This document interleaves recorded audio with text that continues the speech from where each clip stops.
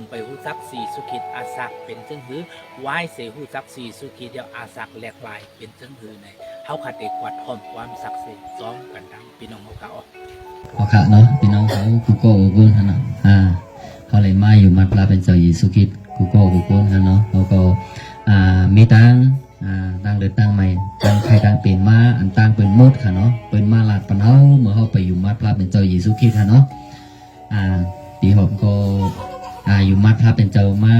แต่ไรถึงปีผ่านมา1 ปีเขาก็หู้ค่ะเนาะปีหกก็มาลาดปันเฮาเขาก็เป็นมิกซ์สวยกับ10หากันเส้นตั้งกว่ากามาให้นั่นก็เขาสองคนผมมีก็ตึกมีหุ่นห้างเข่งหุ่นห้างสร้างทู่ขายนั่นเนาะ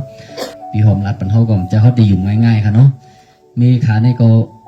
มันไปบ้างค่ะเนาะปีรูเนี่ยเป็นก้นยุ่งง่ายเพื่อนนั่นไงนี่ว่าไปบ้างค่ะในไปเช่ปีหอมจอมเพลงกันนะปีหอมก็หุ่นละปันเขาเจอเตียว่าขากวานเนาะเปลี่ยนจึงเฮ้ยพระเจ้าหญิงสู้ในปีหอมรัดปันเขาขาก็ยำหันนี่ปอกอยู่มือเขากับหันนามันนี่เจ้าหญิงสู้คุณอยู่มาทำน้ำนั่นน่ะเนาะปีหอมรัดนะพี่น้องไต้ก่อนน้องพี่น้องกูเจ้าเคยปนอยู่มัดนะตั้งเนี่ย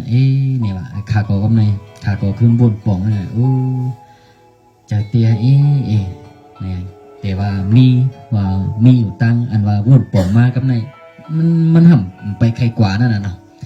มีขาก็ทำปิ่นหนานั่นน่ะกำในมีขาเนี่ยวนจมมันก็พอมันปิ่นมาขี่จามชิมมาคำมาขึ้นเนาะ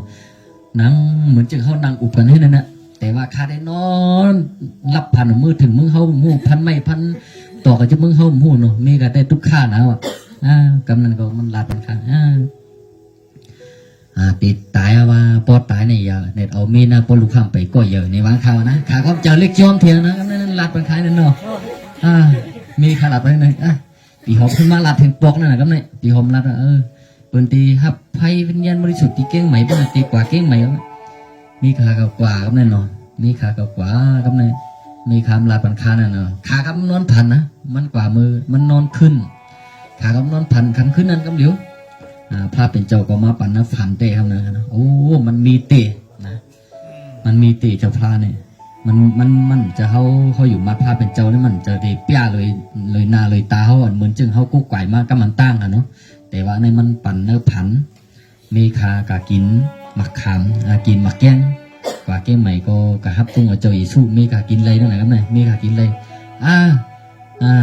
มันนำห้องขับอีช่างเขาเนาะอีช่างทำกินหมักแก้งขากินแล้วทำขี้จามมาครับเนี่ยเจอคันนี้ก็มันเปิงกันเลยเขาเนาะเปิงวันนั้นมีตีอยู่ว่าขากวันนั้นเนาะเตีว่ามันไปยุ่งนะเนาะมันไปยุ่งที่ตีนั่นน่ะแต่ว่ามันมีตีวันนั้นมีขาก็ยังไปยุ่มด้วยนะขาก็นอนพันนั่นแหละเนาะมีขาอยู่ทั้งปูนขาพันทั้งพื้นเลยครับมีตั้งลูกขา3ก็นอนจมกันนะพระเป็นเจ้าก็มาพันมาอยู่ตีปากตั้งมันจะมีกอกุยกันนั่นเนาะมาคาเห็นไหนนั่นเนาะมาแขนปนไหนก็มันห่างลีนะครับนะมือในลีค่ะแต่ว่ามือมันค่ะเนาะมือในลีค่ะก็มันขาวเนี่ยก็มันว่าค่ะลูกในว่าค่ะนะตีกว่าเส้นตั้งเลยตีกว่าตั้งเก่าในกว่าตั้งเมื่อวางขานะขาก็ว่ามันขาก็ตบก็เดียวค่ะตบนกพันค่ะนะตึกอยู่เครื่องกลางเขาว่าก็ไม่นะว่าจะไหนก็มีค่ะนั้นก็มันก็ว้าหายเอาก็เลยนะมีขากว่าอาติดขาไกครับตรงอย่างก็ในก็อะไรครับตรงพระเป็นเจ้าหญิงสุขิตก็ในเป็นตั้งดีที่ขาอยู่มาพระเป็นเจ้าหญิงสุขิตแต่ไว้นั่นก็ขาก็อันเตียนวุ่นอันน้ำดีนั่นก็แปดไหลโมดค่ะครับเนี่ยเรื่องเราเรื่องซิลิโกหูมันตึดมาเลยนะเขาอยู่ก็ใครกินตั้งวุ่นอันตีอันเก่าๆใช่ไหมเขากล่อมวุ่น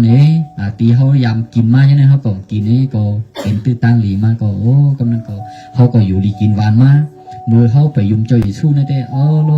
3 หลืน1 หลืน2 หลืนนี่ได้กำก็เป็นเมี่ยววงกลทุ่งจำเขานั่นน่ะเนาะวงกลตึกนั่นน่ะเนาะแต่ว่าอยู่มัดพระเป็นเจ้าหญิงสุขิตมาเลยก็ปี2023ก็เข้ามา4 ปีค่ะเนาะก็ในวงกลเนาะค่ะยกกาตั้งไข่ตั้งเป็นเนี่ยจู่พันมาเนี่ยว่าเป็นที่นี้จริงไหนเนี่ยเป็นมาเซปกโหเจ็บโหงานเจ้าไหนได้ก็ยังเป็นมากค่ะแต่ว่าเขาก็ต้องหาพระเป็นเจ้าก็หายมาต่อมือเลี้ยวอันเป็นห้างค่ะ ก็ยินโจมเตะเขาอยู่มัดพระเป็นเจ้าเยซูคริสต์เนาะเอาก็ตีเลยลัดปันพี่น้องเขากูก็กูก้นเจ้าเยซูพระเป็นพระกูก็กูก้นลัดเป็นพี่น้องเขานี่จังนั้นไหมครับอาเมน